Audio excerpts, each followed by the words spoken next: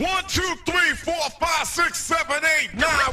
It's the 10 Cut Commandments. What? What's up, world? It's your boss, Zoe Mega Millions. True. We're here live on Barber World TV, episode number 5. True. It's my pleasure to sit down and chop it up with a very good friend of mine. True indeed. We go way back. Way back. You know, I don't want to say super producer, you know what I mean? Because I think that's used too much. But I want to say he's like the Suge Knight of producers. You know? You don't want a producer all on your record, all on your video. True. Come rock with my boy Salaam Remi. Yeah, what the deal? What up, Salaam? Yo, just chilling, man. Happy to be up here in the company of good friends, so it's all love. Yeah, so this is more of a barber podcast. We talk about barber issues, hair things, and you know, but we always got room for producers, you know what I mean? True. Especially ones that we go way back. And you know, I'm sure you're well known and your story is well known in the community of music. But for the barber community, which is kind of, you know, music and hair cutting it's all hip hop, you know what I mean? Definitely. And so just maybe briefly tell people a little bit about your story and how you came to be a producer. Well, in general, I mean, I guess this comes back down to the core of my story, which is from musical families. My dad and all his brothers played music. My mom and all her sisters sang, and then my mother's brothers were also musicians. Then my dad and my Uncle Joseph were in a band together, and that's how my parents met. So I was born out of that type of energy. Dope. And coming through it, you know, as a kid, I played music along with different things that my parents might have been working on. Well, my dad was the most serious musician and made that his lifetime career, whereas other people eventually went and did other stuff. Or, you know, a couple of my uncles passed away, different things.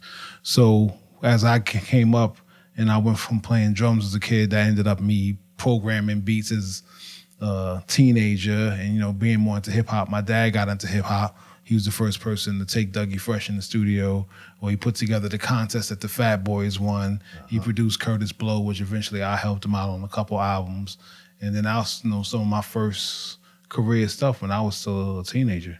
That's dope, man, that your dad kind of, you know, it was in your blood, and then your dad helped you transition to the next level. It's like being a barber and your dad was a barber and he gave you your first clippers. You know what I'm saying? First clippers and gave you the game and know where it is. So, you know, True. At that time, I don't even know if I was fully taking it as my full career. I was still going to school for business management and electronics and all the other stuff, which, you know, I need the electronic skill and knowing how to solder something. Right. And at the same time, I need that business management skill to know how to prosper in it. Right. So, you know, I basically took all that stuff on. And from the time I got out of high school, you know, I was living with my pops then. And, you know, we was just full-fledged in it. And I had records from 1989 to now, you know, nonstop. That's, you know, I had some out before that, but, you know, we pushing 30 years right now. Right. So who was maybe your first few artists that you produced? Curtis Blow. Curtis Blow. I worked on Curtis Blow with my dad. And then, you know, from 89, I worked on a few different remixes. This cat, Leotis. Had a song called Ooh Child, used to be on the Kid Capri tapes heavy, you know, since we Uptown was there. And then eventually, you know, one of my first artists was yourself. And along with your group. Don't know about that. You know what I'm saying? But, you know, it was a group called Jiggy. They were repping Uptown hard, you know what I'm saying? Toss it up, raking in the dough. And, you know, the voice of K-Zo, you know what I'm saying, was there. But in general, that was my first full album to produce, my first production deal when I got the group signed off the demos and we put out the album. And we rocked East Coast hard, you know what I'm saying? Yeah. East Coast definitely felt it. You got some classics in the belt for the area, you know, from here to Philly. We definitely righteous to this day. Right. And, you know, some other parts of the country too, VA, all that. Mm-hmm. But, you know, from there, I was still doing a lot of reggae stuff. So I was working with Shaba, Supercat, Patra, Lil Vicious, all that stuff. And then eventually, you know, through all my West Indian records I was working on, I ended up also doing, the Fugees. Right. The Fugees went through the rough. Before we get into the Fugees, because that's the whole next segment. True. Mention some of the songs you produced so people could connect which song you produced. Oh, which songs I did? Supercat. Supercat, I worked on Don Dada, but then me and Bobby Condos did the Ghetto Red Hot remix. So the Ghetto Red Hot was the club. Jiggy, of course, Reagan and Doe, Toss It Up, all that other stuff. Shaba, I did a lot of remixes. Let's Get It On remix, Family Affair, Original Woman, that stuff. Patra, I produced her first single ever, Think, with Lynn Collins, and remixed all her singles almost. Worker Man, Pull Up to the Bumper, all that other stuff. So hard. This is crazy. I mean, honestly, I've had 3-4 records that connected. Bush Babies in that time period. I did in '93, Remember We, and then I did stuff on that album Ambush before that. Where did your career take a big transition? Like what artist was it that really transitioned your career to a next level? Well, I would say that in the early portion, when it was like, up until maybe '94, I'd done a lot of what I would call like New York reggae, hip hop, East Coast hip hop. I was in the trenches with Funkmaster Flex. From Jump, he and I were both running around with Chuck Chill Out. I was in the trenches with Bobby Condos, who still runs the reggae scene, when their radio careers were still being established, 30 years ago, but they were out here really doing it. So I was in the clubs with them and I was in the studio with them, and I was doing whatever needed to happen. Then, in different spaces. So up until, say, '94 was there, but then when I did Aini Kamozi's Here Comes a Hot Stepper. That's what I was going to get to. Aini Kamozi's Here Comes a Hot Stepper took the best of what I was doing for the club records with the hip hop and the reggae, and we hit that #1 on the pop chart with something that was really made for the hood. What was the name of that song again? Here Comes the Hot Stepper. Here Comes the Hot Stepper. Here Comes the Hot Stepper, worldwide smash. And then I was like, oh, this same thing can make that amount of bread? All right, cool. So we're going to stay focused. And then the year after that, the Fugees took off. And how'd you come to work with the Fugees? Because you started like a remixing for them, right? Right. So at the time, I was doing all the remixes. Mega Benson, Soundboy Killing, the Supercat stuff, the Shaba stuff, almost anything that was Jamaican that was coming to America. Right. I got my hands on it before it hit the radio, you know what I'm saying, to help acclimate it to the market, make sure it was right. And why did you feel that you had this connection with the Caribbean music? Well, it was two things. One was that my dad is Trinidadian and then his father's from Barbados, so I'm Trini Bajan. And, I grew up with that, and I always felt that, for my first Yellow Man records or whatever I liked as a kid, I'm getting married and divorced and all of that Zunga Zang. That was my music. I felt spiritually connected to that. But then also when I was working with records with Bobby Condos also, now he's known as just a reggae, but he was doing house and different things. But I would get in the room and start knocking those out. And then I was tight with Specialist Dylan and Vivian Scott. They both put me on to the Shaba and the Patra. So I was able to just make that connection because I understood both worlds equally. Right. And the fact that I understood both worlds equally allowed me to now make authentic Jamaican lyrics with authentic hip hop that was really here. You know what I'm saying? I was totally embracing Yankee Jamaican.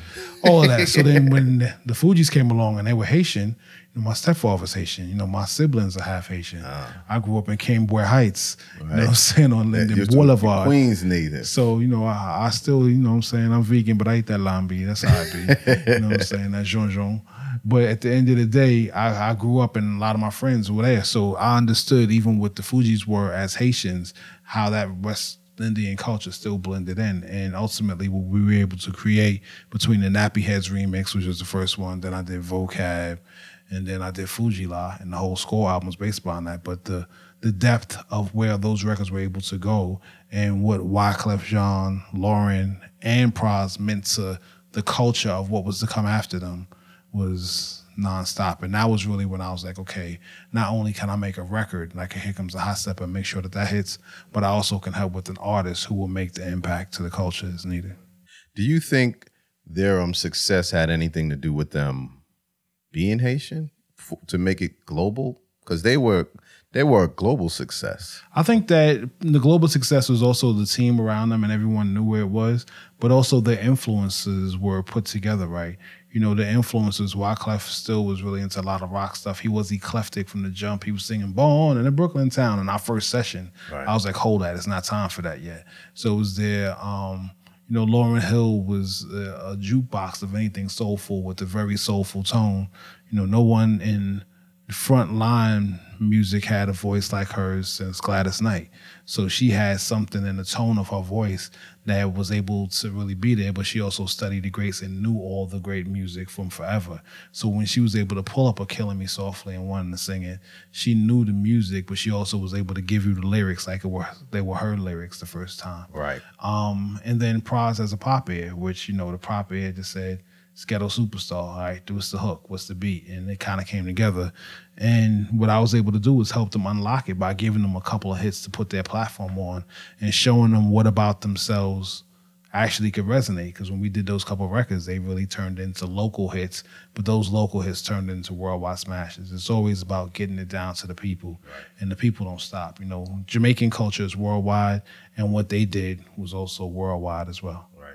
So, I mean, I know that you've worked with everybody from Michael Jackson, Alicia Keys. I mean, I don't think people don't know that. You know, when I looked at your discography, it's like the question shouldn't be asked who you work with. The question should be who didn't you work with? You know what I mean? Because your joint is crazy. So that was your first big artist group that you worked with, right? It was the first time somebody came from my crib, and I had to buy the lunch. Right. So I'm looking at them on TV like, do I even know them? Right. Like I had to question whether or not I knew them. They were so big, the success of it. It was the first time I saw superstardom come straight out of my studio for an artist, not just a record, for an artist. So you're also known for working with one of the greatest, and I know you're also a Queens resident, Nas. Tell me about how you came to work with Nas and what is that meant for you being from Queens as well? Well, with Nas, it was a couple things. Number one, we crossed paths early because Akinelli, who was on Live at the Barbecue with him, me and Ak went to junior high together. Put it in your mouth. There you go. So, you know, his thing was we had sex ed classes in 7th grade in 227 on Northern Boulevard. Right. You know what I'm saying? So I from Jamaica side of Queens. I'm from Cambridge Heights, Linden all day. You know what I'm saying? My grandmother lived in St. Albans. So I've been a north side of Jamaica baby, basically, coming all the way up. Right. But when I went to school in East Elmhurst, where my grandmother had a couple sisters that lived on that side of town, and I had cousins over there, my cousin Darryl, big up, basically I was able to look and know people from the other side. So me, Akinelli, E-Money Bags, we all went to junior high together. So when I saw Nas initially, it was with Ak, like, yo, we did the record, there's my man Nas, whatever it was. So we saw each other and crossed paths, him, Large Professor, but then later on, like 2001, so we would see each other in passing, and he knew of me, and I knew of him. It was like, yo, respect, what's up, good. And then, you know, I worked on the Cool G Rap Fast Life remix. There's a remix that says the Northside remix, which is my Northside of Queens version of Fast Life that Buck Wild had done. This happy sample, mine was a little bit more rugged for the streets because I felt like I was bringing what wasn't there already. And when I did that, you know, Faith Newman used to be like, yo, Nas like that beat. You got any other beats for him?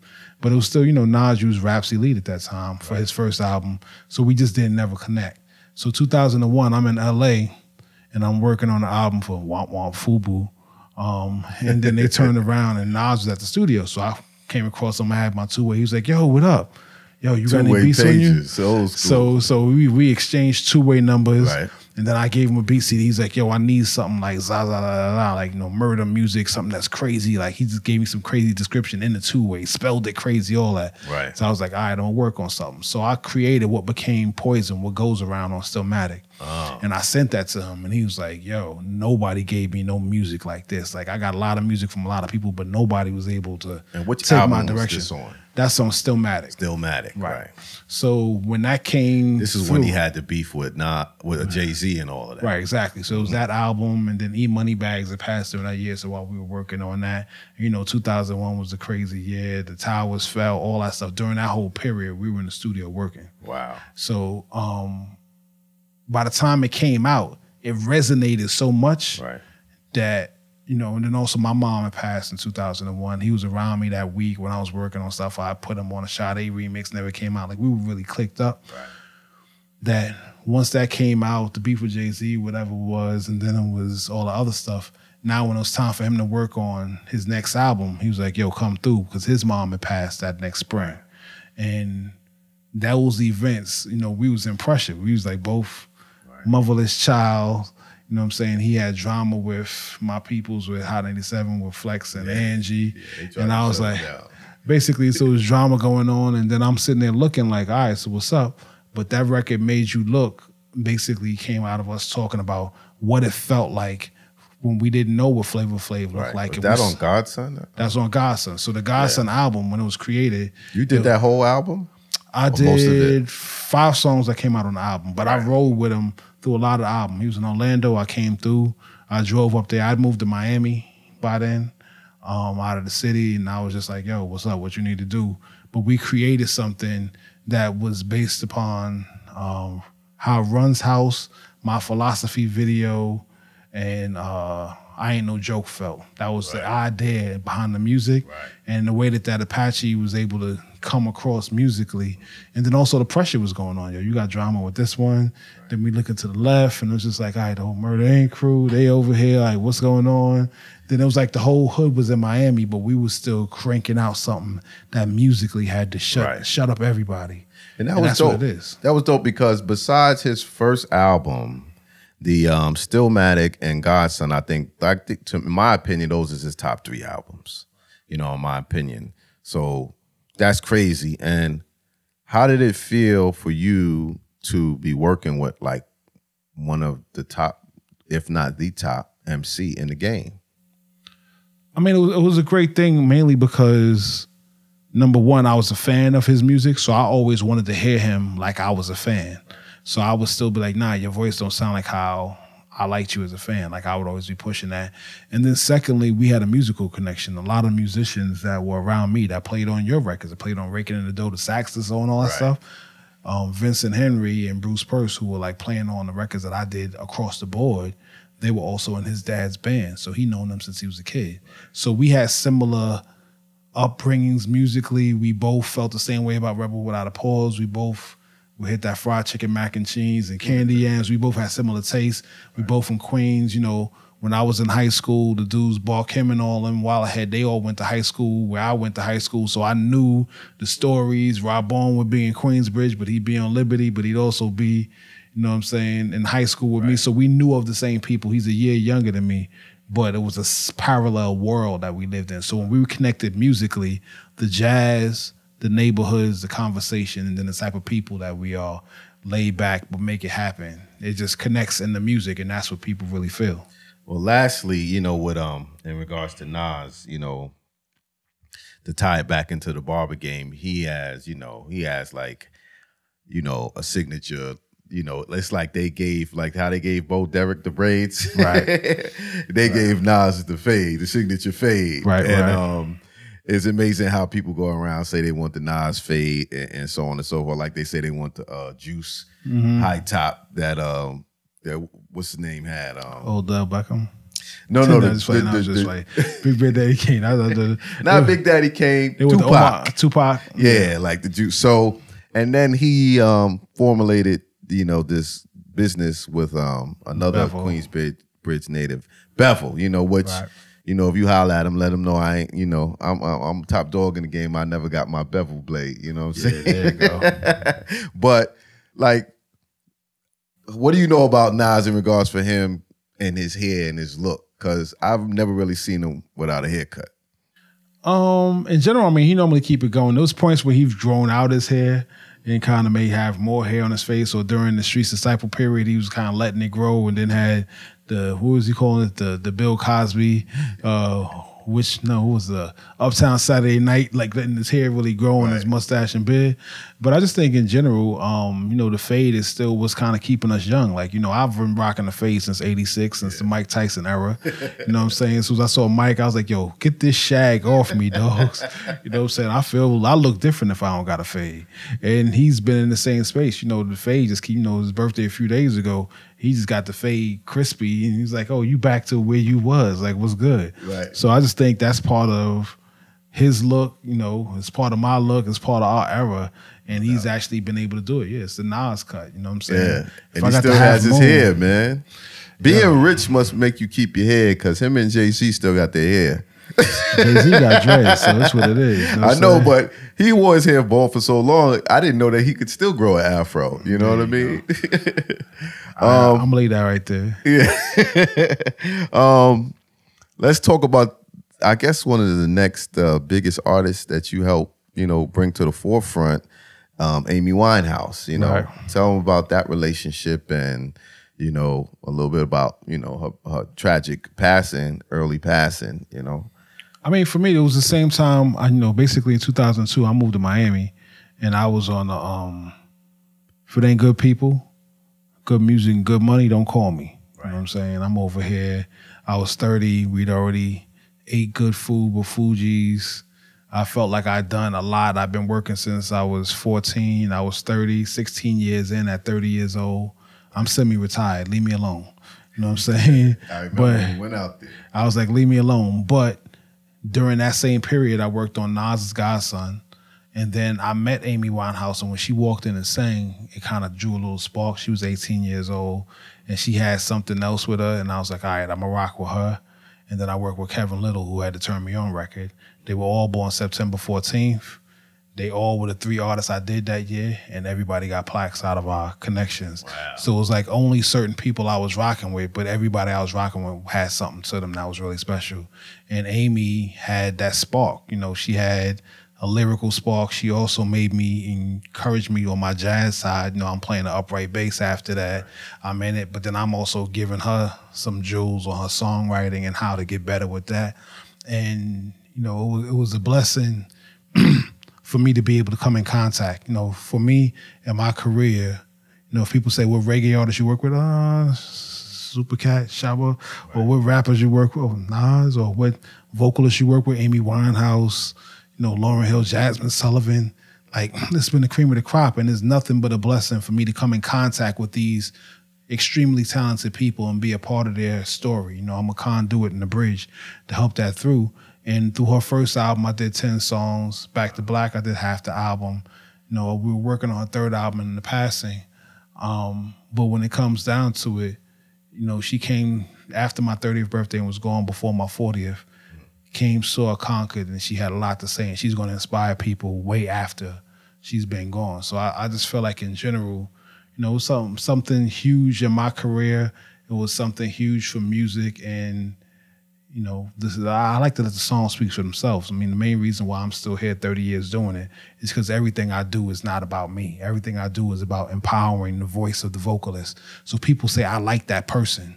Why do I like that person? Because this music felt right. You know, nowadays, you'll have a 3-hour conversation about a whack album. So we got more people with, you know, opinions. Yeah, we have more opinion masters than we have music masters. Right. And that's cool, but somebody need to really get down and figure out where this music at, and have people that, you know, that's going to help those people who are good become great. Right. And where along the lines did you start your own label, and tell us some of the artists from your label? Well, my label has always been different levels, you know, and when I first worked with you guys, it was more like a production deal thing where he was going through Polydor, and I was working under my dad, Palm Tree, and the studios and all that stuff. So that was a jiggy back in the days. And right after that, probably 95, 96, I started Northside Records, which is named after, you know, Northside of Jamaica, Queens, my hood. And I have Ross T and Major Stress and a few other records I put out. Right. Unfortunately, you know, the streets took over, and most of the label took a bid that derailed that. And then I had Boom Tunes as my reggae label, and Hot Ice. So I was always doing that on the reggae side, always doing stuff, you know, working with Sprague bands and different artists. But in the last few years, I've rebranded my label Louder Than Life, Remi for Our Music, Flying Buddha, when I was in, you know, working at Sony as the executive vice president from 2012. And then I put out Mac Wiles. I had Jordan Sparks, this group called Hiatus Coyote from Australia that won a couple Grammy nominations, or they earned Grammy nominations. a lot of new artists. You know, Omi with the cheerleader, Right. coming from Jamaica. We did like 1 billion streams on that. Yeah, that's that crazy was because big you for us. always got your finger on the pulse. These artists coming out of the Caribbean. You know what? It's part of where I'm at, and you know, Yeah. his manager and producer is actually specialists who has Shaba and Patrick. So Yeah. when you have people that are talented that really know what it is, you never count them out because they do come back around with good talent, Right. and they know the business. And you know, we're not here for the BS. We here only for the good stuff. Right. And you tell a little bit about Miguel and what you did for him. Let's not forget him. He's doubt. major. Miguel came to me through when Nas and Anthony Saleh were managing Miguel at his first album, and then Mark Pitts, you know, Boss Storm Entertainment. Mark and I had a relationship because we worked on Left Eye, Lopez, and different stuff together. And we always clicked up and knew each other, but didn't really work, you know, during the Bad Boy era when he was managing Biggie and Changing Faces and everyone else. So when they was like, you know, Mark's handling A&R, he signed to him, Nas, I was like, send him through. And during our first sessions, we did All I Want Is You and How Many Drinks. And then All I Want Is You came out right then. His first album came out. It was titled All I Want Is You. Then he was like, yo, I'm from the West Coast. You keep giving me these East Coast beats. Boom. I threw him the other joint. It became Kaleidoscope Dream. So then I worked on his Kaleidoscope Dream album. We put How Many Drinks on that album. And we've continued to work, you know, up until 2016. We did a joint. He came to my crib for the first time in many years. And we did a joint, you know, called Come Through and Chill. I put that out as me featuring Miguel, and then that's now been his current single, Come Through and Chill, and we added J. Cole to it. So me and him always work together. Jasmine Sullivan, similar thing. You know, we met in 07, 08. We worked on a few things. I'd known her previously when she was a child artist on Jive. And, you know, we did Bust Your Windows and Lions, Tigers, and Bears and all that other stuff. But, you know, to be honest, I get lost in the records that I work on because I'm always trying to get up today and figure out what's good and how far we can go with it. You know, Alicia Keys, I know when she was on Columbia Records back in the days before she signed to J Records that came out. And then eventually our main records that we did that came out is Girl on Fire. You know what I'm saying? So it's just like it's always something that's good that can happen. But the biggest thing is when you with good people, you go in good stuff, keep good relationships, you know, and eat good, live good. You know what I'm saying? It's what it is. Tell us about like your most current project, which is the culture joint. Do It For The Culture. So Do It For The Culture is where the Miguel Come Through and Chill came from. But basically with that, you know, I was looking at just a different way that the industry was moving. And I get a lot of what's happening, but I just felt like I couldn't complain about the music that was out there unless I was willing to contribute hard body and really give up a lot of music. So I put out a playlist I called Do It For The Culture that had Miguel Come Through and Chill, song by Mac, song by BJ, Chicago Kid, song by Elvana. But then the Champagne Flutes, which is myself and Terry Walker from London.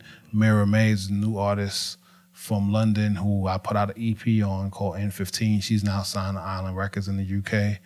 And then I also put out Sex All Summer, which is myself and CJ Hilton's, you know, Marvin Gaye ode to chilling out and having fun. Right. And we were really going in and making all the music however we felt it.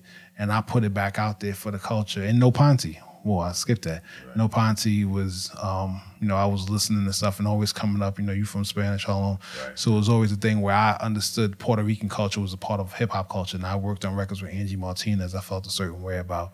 So we did stuff with Joel, Bodega Bams, who's from Spanish Harlem, and then Nitty Scott. And I kind of got them all together for 4 days in the crib in Miami. And we banged out something that just felt like New York hip hop, good stories with musicality. And, you know, it's part of me. I feel like, you know, every step of growing up in New York, the melting pot, the West Indian culture, the Latin culture, the Frank Sinatra orchestra culture, the knocking hip hop. You know, I'm an 80s B-boy who grew up in New York. So my melting pot is also the world's melting pot at the same way. Right. And that's where it's at. And that's what the Do It For The Culture playlist was. And it really did well for me. I want to talk about production a little bit. Right.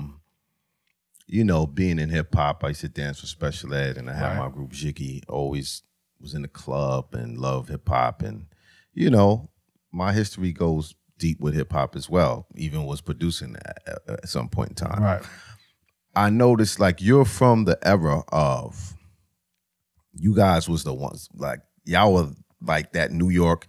You, Lord Finesse, Diamond D, Pete Rock, Q-Tip. Y'all all was like just these. They didn't put you in digging in the crate, but you was you know, and you was right. the, We was the all on the same same as side. them. We was buying records at the same time. Yeah. Everything. Yeah. I remember when you took me to a 1 or 2 at the hotel or something. Oh, and I saw all those guys. Yeah, there the record conventions at the Roosevelt. Yeah. So how do you feel like about your? I guess to say that was your time, and those were your peers. Right. You know, at that time. You know, how did you? I know some of them have had some success, but I think you've had, you know what I'm saying, a lot more success.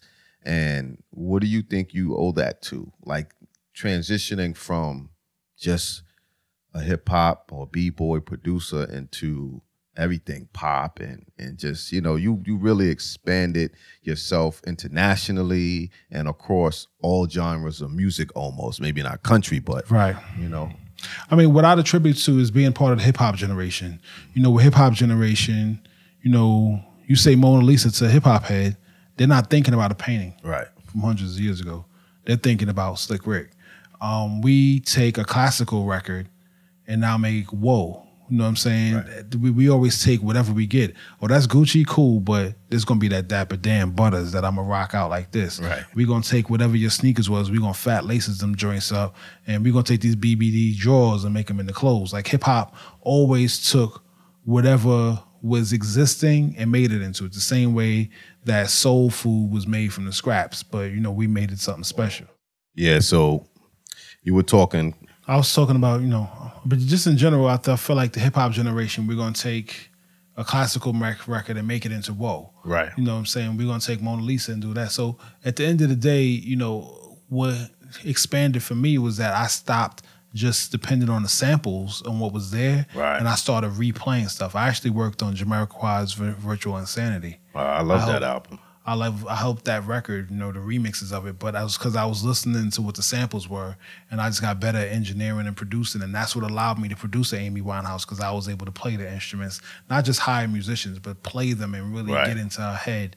And, you know, also the other part, you know, the second half of my career is when I stopped focusing on the beat and I focused on the song. I focus on the lyricists. Jasmine Sullivan, Miguel, Amy Winehouse, Nas, Lauryn Hill, brilliant lyricists. Regardless of their unique voices, their lyrics alone were brilliant. And that's really what it is. I focus on the lyrics. And then once I have the lyrics I need to do, then I rebuild the beat from the bottom up and make sure that it sounds like it's going to pop off. Right. So that's why I feel like I've been around, because I continue to look for a new story. And now I've been here a long time. Now that y'all doing the 90s, oh, perfect. I still got my disc. Right. You know what I'm saying? Can we get a little Jiggy EP or something? You probably got something. You know, last night we was kicking it, talking about that rapper hip hop or that dipped. I was like, we might have to flip a couple samples, but you know, we probably got a few joints that's I think we could do a little something, you know? No doubt. This is what friends are for. We here to make that happen. No doubt. So tell us what you got coming up. Coming up, you know, anytime probably right about now is Traxploitation EP I just did on Black Thought. He's doing, you know, Streams of Thought, different EPs with different people. So that's the one he and I came up. Okay. What's the concept behind the one that how many is he doing with, and what's the concept behind He's doing a few different ones. I'm not sure on all of them. I know he's worked with a lot of different producers, and I'd worked on some stuff with him for The Roots. But he just basically came to the crib and we just started vibing. And, you know, I just feel like I like to let the music. Yeah, he's an incredible let the lyricist. Music cover itself, but it just sounds like a soundtrack. A lot of the music I make sounds like a soundtrack. It feels like it's a movie. That's part of my thing. You know, I have worked on the movies Sex and the City and Tyson and Rush Hour 3 and those things. Yeah, so I pour all that energy back into the music I make. Bust Your Window sounds like a movie. Lion, Tigers, and Bears sounds like a Disney movie. Right. I'm just into really making things emotionally capture you. And yeah, I feel like if something's going to emotionally capture you, stick your head in it, you're going to feel like you're in Black Caesar, the Superfly, Hell Up in Harlem, all that stuff, all up in one go. Right.